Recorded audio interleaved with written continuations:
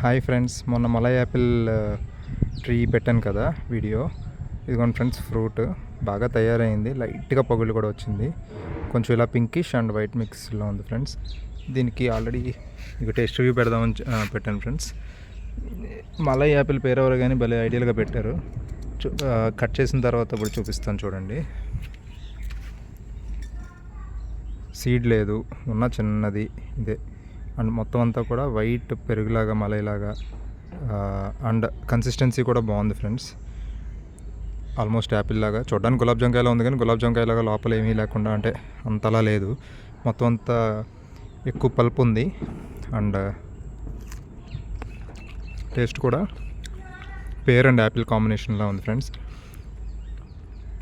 Slight sweetness కొంచెం తక్కువ, ఎక్కువ వాటరీ అండ్ పేర్ పల్ప్ లాగా ఉంది. చాలా బాగుంది ఫ్రెండ్స్. Thank you.